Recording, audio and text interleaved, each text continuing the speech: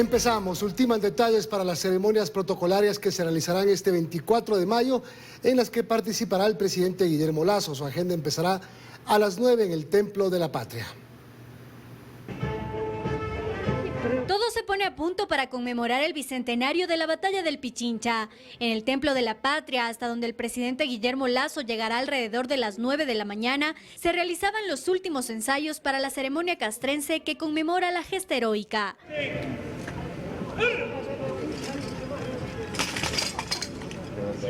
Posteriormente, el presidente se dirigirá a la Asamblea Nacional, en donde, según lo dispone el artículo 147, numeral 7 de la Constitución, deberá presentar el informe de cumplimiento del Plan Nacional de Desarrollo, más conocido como Informe a la Nación. El acto se desarrollará desde las 11:30 en el Salón Plenario Nela Martínez.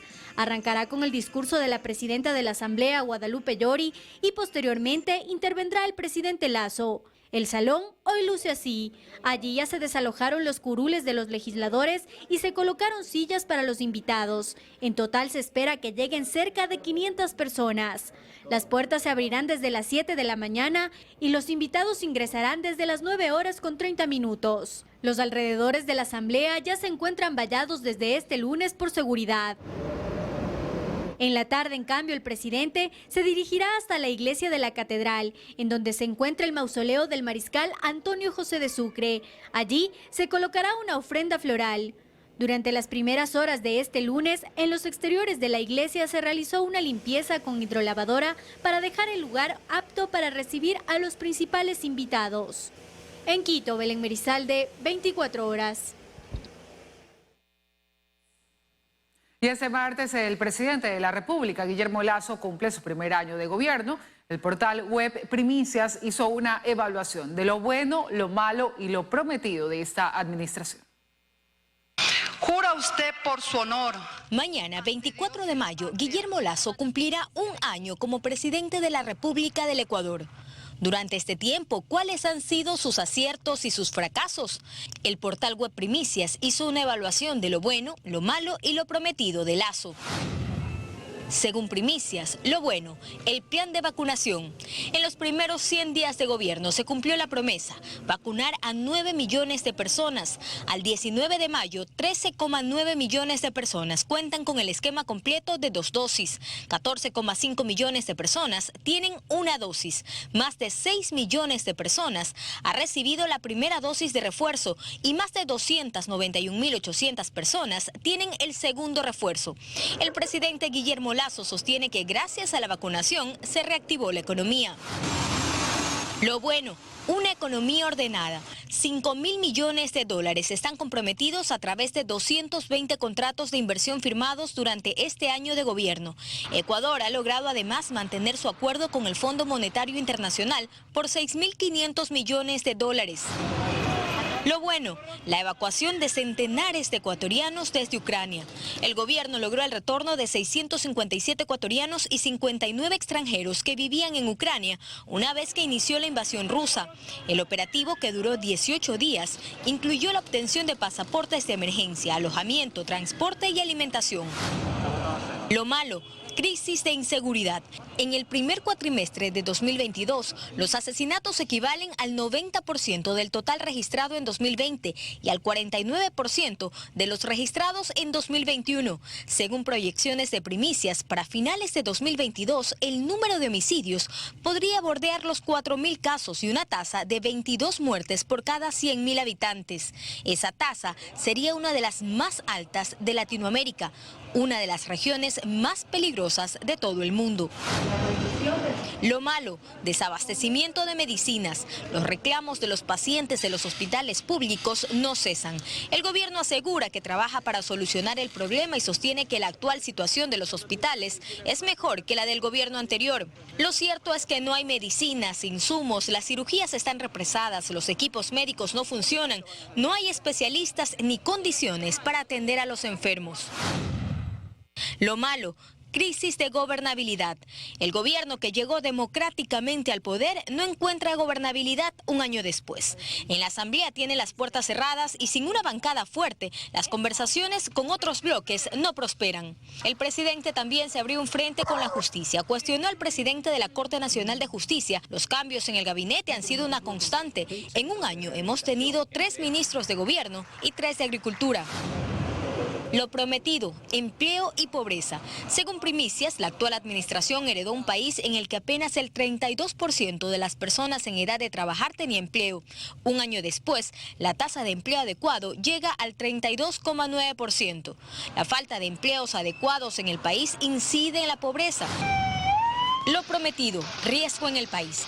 La violencia en las cárceles sigue aumentando. Primicias reseña que en el primer año de gestión hubo 5 masacres que dejaron cerca de 300 asesinatos en las prisiones. El mandatario ha tenido 5 directores del Servicio de Atención a Personas Privadas de Libertad. Nombró una comisión de pacificación. Emitió la primera política pública de rehabilitación social. Declaró el sistema en emergencia, pero las masacres continúan. Lo prometido, corrupción. La lucha contra la corrupción fue una de las prioridades del presidente Guillermo Lasso en campaña. A inicios de este mes, el mandatario revivió la Secretaría Anticorrupción, pero se desconocen los detalles de la implementación de la Política Nacional Anticorrupción, mientras que la ofrecida Comisión Internacional Anticorrupción nunca se consolidó y proyectos como la externalización de las farmacias tampoco se ha concretado. Joana Ramos, 24 horas. La defensa de Jorge Glass insistirá en la vía constitucional. Este martes presentará una acción extraordinaria de protección para que la Corte Constitucional revise el fallo de la Corte Provincial de Santa Elena que nulitó el habeas corpus del juez de Manglar Alto. Mientras Jorge Glass volvió a la cárcel, sus abogados insistirán en la vía constitucional para conseguir su libertad. Esta vez acudiendo a la Corte Constitucional, pues no están de acuerdo con la sentencia de la Corte Provincial de Santa Elena que nulitó el habeas corpus. Nosotros vamos a presentar la acción extraordinaria de protección. En derecho corresponde la revisión que harán los jueces de la Corte Constitucional es para dejar sin efecto la sentencia de los jueces de la Corte Provincial de Santa Elena y ratificar la sentencia del juez constitucional de Manglar Alto. Y mientras esperan el pronunciamiento de la Corte Constitucional sobre la acción extraordinaria de protección, se prepararán para la audiencia de habeas corpus que tendrá que cumplirse ahora en Quito, no en La Tacunga, dicen, puesto que Glass fue trasladado a la cárcel 4 de Quito. La defensa técnica lo que va a hacer el día de mañana, solicitar al señor jueces que remitan el expediente es a sorteos de esta ciudad de Quito para que se radique la competencia y proseguir con el tema del recurso de fondo que es del habeas corpus. Sin embargo, para los abogados penalistas que siguen el tema desde afuera, la vía constitucional no permitirá la salida de la cárcel de Jorge Glass, puesto que él está cumpliendo una sentencia y las condiciones de inseguridad y de salud no se resuelven solo enviándolo a casa. No se olvide que en la audiencia anterior, los abogados de la contraparte del Estado, ¿no es cierto? Es decir, el SNAI, el Ministerio de Gobierno, dijeron que no se oponían a las pretensiones planteadas por la defensa del señor Glass. En este caso ya lo van a hacer, se van a oponer y va a ser muy fácil demostrar que no se cumplen los presupuestos para que él se beneficie del habeas corpus por la vía que él lo presentó. Para este abogado, la opción que tiene Glass es apelar al Código de Ejecución de Penas, conseguir la unificación de las sentencias y con ello aplicar la prelibertad, de acuerdo con el Código Penal que se aplica para el caso de Glass. Es que con el Código Penal se podía salir con prelibertad al cumplir el 40% de la pena. En el COIP es al cumplir el 60% de la pena. Entonces, ¿cuál es la regla aplicable al señor Glass? La absorción y el 40% de la pena. Por lo tanto, sería el 40% de 8 años, me parece que está cumplido ya al menos hace un año. Lo cierto es que mientras las acciones se enderezan en derecho, Jorge Glass seguirá pagando su sentencia, una de 6 años por asociación ilícita en el caso Odebrecht y otra de 8 años por el delito de cohecho en el caso Sobornos. Y se espera la decisión final del delito de peculado en el caso Singue. En Quito, Freddy Paredes, 24 horas. Fuego cruzado entre Corte Nacional de Justicia y Consejo de la Judicatura tras la suspensión en sus funciones. Iván Saquicela ha presentado una acción de protección en contra de la sanción impuesta. La medida cautelar pedida dentro de la acción de protección ya fue negada. Al mismo tiempo, el Consejo de la Judicatura ha iniciado una investigación a los jueces que en rueda de prensa respaldaron a Saquicela. Luego de ser suspendido en sus funciones como presidente de la Corte Nacional de Justicia, Iván Saquicela comienza a tomar acciones más allá de haber denunciado públicamente al Consejo de la Judicatura por perseguir a los jueces. A través de su cuenta de Twitter este lunes dice que han vulnerado sus derechos y por ello ha presentado una acción constitucional en el lugar de su domicilio. Va a ser una audiencia oral, pública, que cualquier ciudadano del Ecuador pueda escuchar cuáles son nuestros argumentos. Y esto en sintonía con su reacción primera cuando fue notificado de la suspensión de sus funciones por supuesta negligencia manifiesta al no acelerar el proceso de extradición de Rafael Correa. Saquicela ya advertía una arremetida de la Judicatura con Fausto Murillo y Juan José Morillo a la cabeza. Muy extraño, precisamente con 2 votos, 2 personas son las que pretenden destituir al presidente de la Corte, algo insólito. No obstante, algunos jueces provinciales ya le mostraron públicamente su respaldo a Saquicela. Vamos a hacer conocer finalmente a organismos internacionales correspondientes los graves acontecimientos que están sucediendo. Inmiscuirse en la administración de justicia para degradarnos. Y lo que se veía venir, llegó. El Consejo de la Judicatura abrió un segundo capítulo de amenazas y sanciones a jueces, esta vez en contra de quienes participaron en la rueda de prensa por no estar en sus lugares de trabajo. El protagonista de esta historia es Iván Saquicela, quien antes de ser sancionado cuestionó que se tenga fiscales provinciales encargados por más de 4 años, déficit de 500 fiscales en el país, notarios prorrogados en funciones, precarización laboral en la función judicial por falta de concurso y la falta de despacho del Consejo de Participación Ciudadana y Control Social sobre la terna enviada para completar el Consejo de la Judicatura, lo que para Saquicela supone una nueva metida de mano a la justicia. Saquicela ha presentado su acción constitucional en Cuenca, lugar de su domicilio, y lo hizo en domingo a las 20:48, como adelantándose al nuevo episodio que estará a cargo del Consejo de Participación Ciudadana. Y es que allí, tras un largo silencio, se ha convocado a sesión de último momento este feriado y la convocatoria es a analizar la procedencia de realizar un nuevo proceso de designación de un vocal principal del Consejo de la Judicatura por la terna enviada por la Corte Nacional de Justicia. Es una suerte de golpe de Estado al poder judicial, porque es parte de la estructura del poder del Estado. Al caer la tarde de este lunes se conoció que el juez Carlos Herbes negó la medida cautelar solicitada por Saquicela, con lo cual se mantiene la suspensión de funciones. No obstante, la audiencia por la acción de protección sí se realizaría para el próximo día jueves. Fausto Yepes, 24 horas. Y Ecuador enfrenta un nuevo capítulo de conflicto en el Poder Judicial. La memoria histórica recuerda casos similares donde quedó en entredicho la independencia de este poder del Estado. La Corte Febres Cordero, la llamada Pichicorte, la metida en la mano en la justicia por parte del correísmo, son ejemplos que Dayana Monroy nos recuerda enseguida. ¿Qué tal, compañeros? Y a estos ejemplos podría sumarse el actual. El Consejo de la Judicatura tiene en sus manos el futuro de la máxima autoridad de la Corte Nacional de Justicia. Y ahora va por los presidentes de las Cortes Provinciales. Pero como decíamos, no es la primera vez que la justicia parece caer en crisis. Vamos a hacer memoria en el siguiente reportaje. Lo que podría pasar está en manos del Consejo de la Judicatura, con un presidente de la Corte Nacional de Justicia suspendido y con presidentes de las Cortes Provinciales amenazados. Lo que podría pasar es gravísimo, dicen juristas. Pero lo cierto es que no es la primera vez en la que existe tal inestabilidad en las Cortes. Implica esa visión de yo manejo, yo controlo, yo gobierno esto. Entonces, lo que queda, lo que no se dice, lo que está atrás, es pues los intentos de siempre de controlar, de ser dueños, no de un juez o de otro, dueños del sistema judicial. ¿Con qué finalidades? Normalmente el poder trae o poder político o poder económico. La justicia es independiente, una frase tantas veces dicha y tantas veces en entredicho. Ejemplos sobran en nuestra historia. Remontémonos a 1984, cuando León Febres Cordero rodeó la Corte Nacional con tanques tanques de guerra para evitar que magistrados, representantes de otras tiendas políticas asuman como jueces. Y a mediados del 2004, la recordada Pichicorte. En diciembre de ese año, el PRE, PRIAN y Sociedad Patriótica cesaron a la Corte Suprema y nombraron una nueva. Los jueces de la nueva Corte devolvieron favores al poder. Luego llegó lo que muchos llamaron como la metida de mano a la justicia, al acusar al correísmo de dominarla. Aparece el Consejo de la Judicatura y designa jueces bajo concursos cuestionados por Contraloría. La Judicatura de Yalc realizó la renovación de jueces en 2014 y 2017.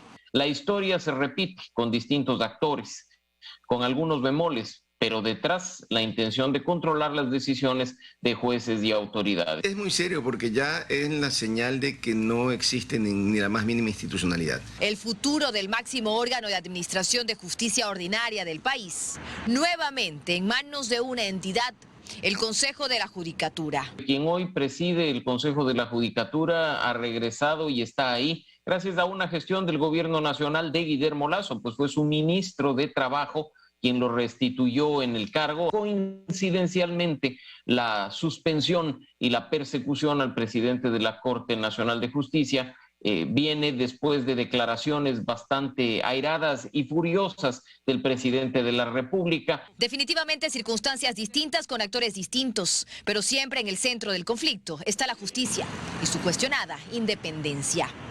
Ya el tiempo dirá cómo se cierra el episodio actual. Ustedes continúan con más. Gracias, Dayana. Y la Contraloría examinó el plan de gobierno del expresidente Lenín Moreno y determinó que se incumplió con más de la mitad de lo ofrecido. La entidad encontró que el 35% de las metas planteadas por ese gobierno son imposibles de cuantificar. La auditoría fue realizada al Plan Nacional de Desarrollo 2017-2021, es decir, el plan de gobierno del expresidente Lenín Moreno. Propuesta que tenía 3 ejes: derechos, economía y sociedad. Se habían planteado 149 metas específicas, pero de ellas solo 88 tenían valores y proyecciones anuales cuantificables. La diferencia, 61 en total, simplemente no se pueden medir. Pero esta es apenas una de las novedades.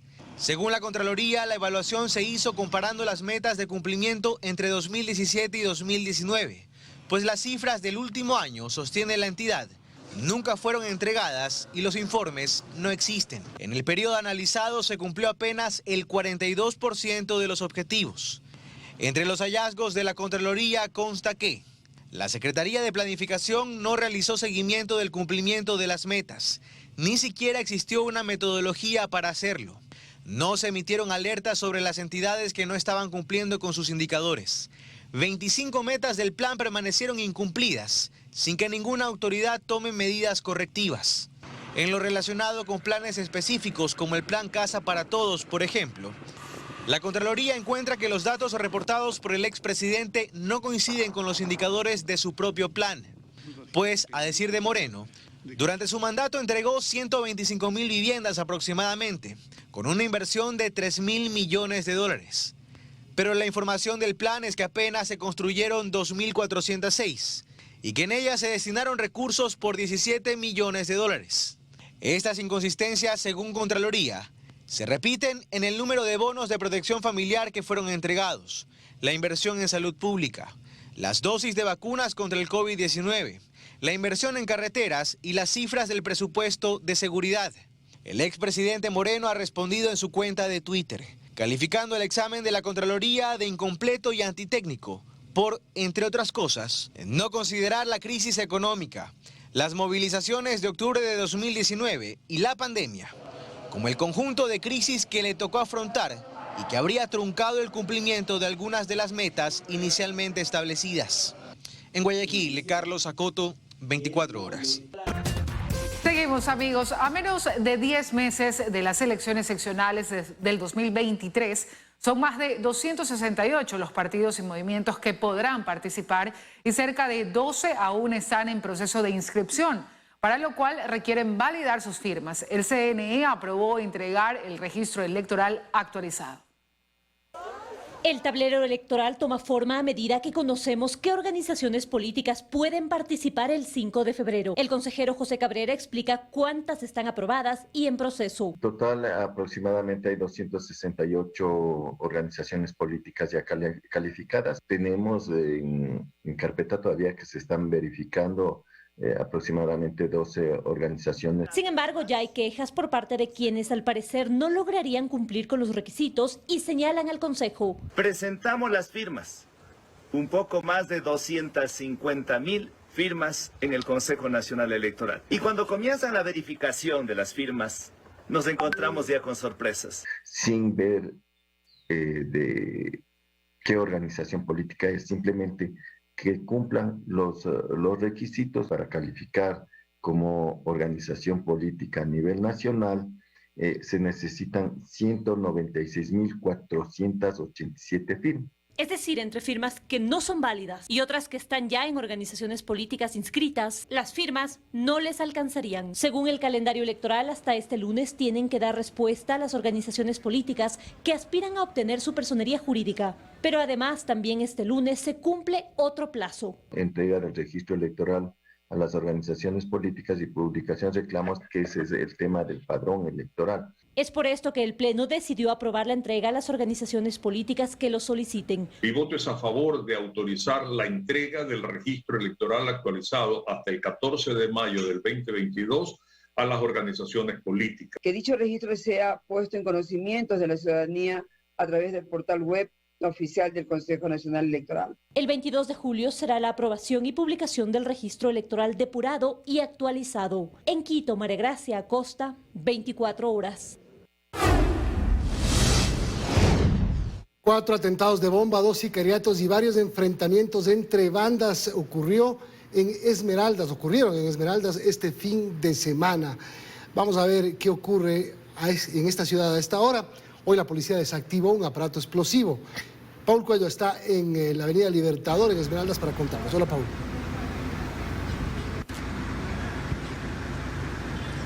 Milton, ¿qué tal, amigos? Buenas noches. Pues contarte que la situación no varió mucho este fin de semana acá en la ciudad de Esmeraldas. Los atentados, los sicariatos, las muertes violentas continuaron registrándose a pesar del estado de excepción y del feriado. Como bien mencionas, en estos momentos nos encontramos acá en la avenida La Libertad, en el centro de la ciudad, donde en estos momentos se realiza un operativo por parte de las Fuerzas Armadas y Policía Nacional. Y nos ha llamado la atención un tema bastante preocupante y bastante triste, y es el ver a todos, absolutamente a todos los locales cerrados sus puertas. Hemos conversado con poquísimos comerciantes que no quisieron que saquemos, que revelemos su identidad por el tema de seguridad, y nos han manifestado eso, que varios negocios han cerrado definitivamente sus puertas y otros cierran a las 3, 4 de la tarde para evitar ser extorsionados. La situación es bastante crítica, bastante compleja y bastante preocupante. Los habitantes piden a las autoridades de ejecutar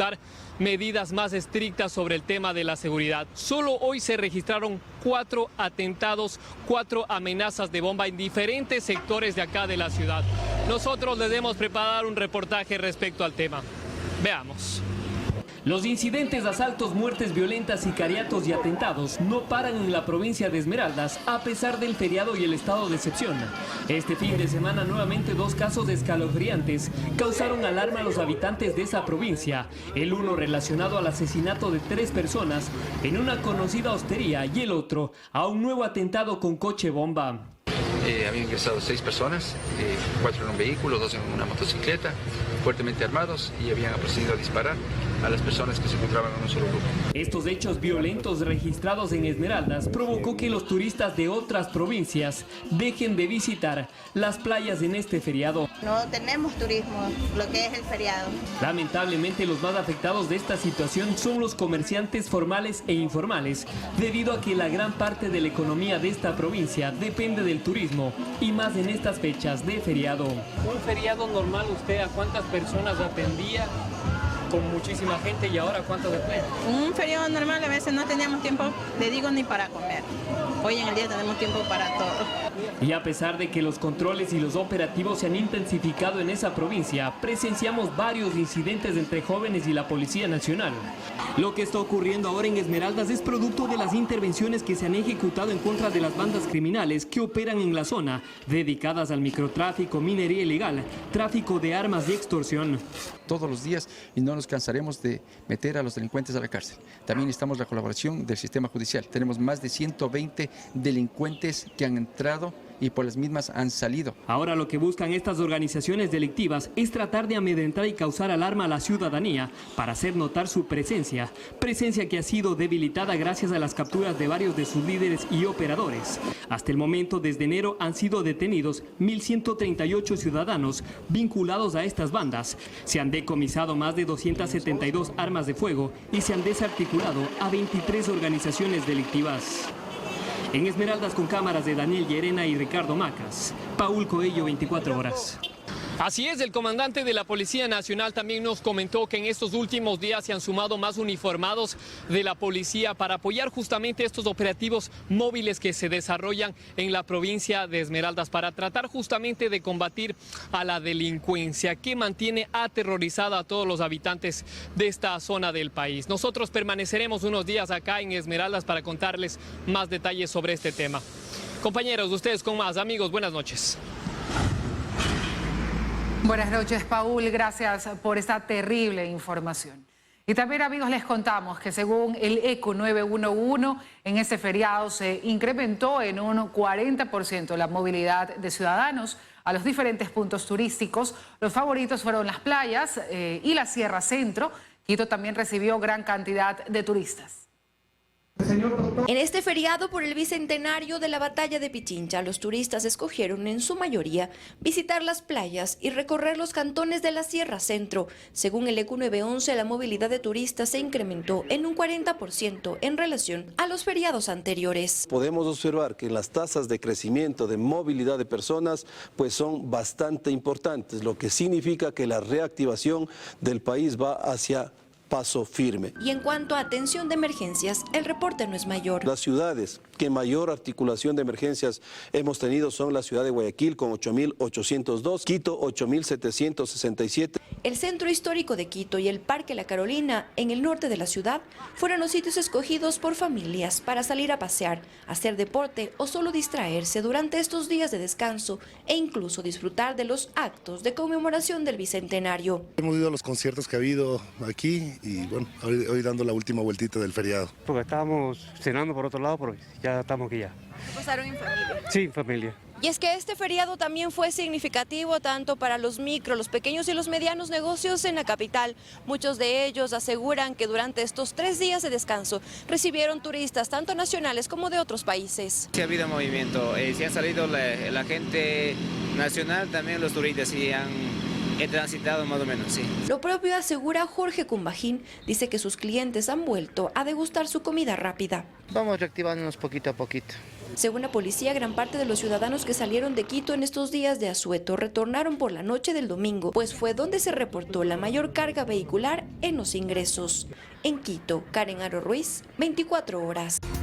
Seguimos. El Ministerio de Salud activó alerta epidemiológica por la viruela del mono en el Ecuador. A las personas que ingresan y salen del país se les pidió reportar cualquier síntoma relacionado con la enfermedad al centro de salud más cercano. Luisa María Heredia informa.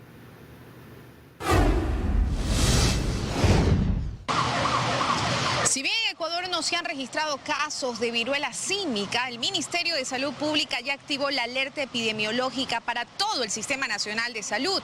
Lo hizo con el afán de iniciar y reconocer los procesos de vigilancia de este virus. Vía comunicado oficial, la Cartera de Estado este domingo hizo un llamado a las personas que ingresan y que salen del país para que en caso de presentar cualquier sintomatología relacionada con esta enfermedad, también conocida como viruela del mono, reporten de inmediato al centro de salud más cercano, especialmente si provienen de de países considerados como área endémica, que son Benín, Camerún, República Centroafricana, República Democrática del Congo, Gabón y Ghana, donde hasta ahora se han detectado contagios entre animales. También Costa de Marfil, Liberia, Nigeria, República del Congo, Sierra Leona y Sudán del Sur.